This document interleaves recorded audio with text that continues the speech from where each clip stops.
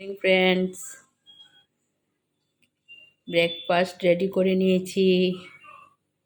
দেখতে পাচ্ছ, এই যে গাজর, আলু আর চানা, কাবলি বুট, ওগুলো দিয়ে আমি একটা তরকারি করেছি। ছেলেরা সবজি টবজি খেতে পছন্দ করে না বেশি, তার জন্য ভাবলাম যে এরকম করলে রুটিটা বেশ ভালোই খায় ওরা, তাই ওইরকম করেই করে নিলাম। ঠিক আছে, তিনটা রুটি নিয়েছি, খুব বেশি বড় বড় রুটি না, ছোট ছোট করেই করেছি। আর লাগলে যার লাগে নিতে পারবে।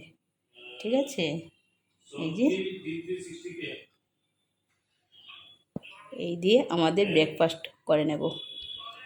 আমি আর আমার হাজব্যান্ড খাচ্ছি, ওরা খেয়ে নিয়েছে। ঠিক আছে, আমরা এখন দুইজন বসে পড়ছি। তোমরা সবাই খেয়ে নিয়েছো? না খেয়ে থাকলে খেয়ে নাও, কারণ টাইম তো অলরেডি হয়েই গেছে।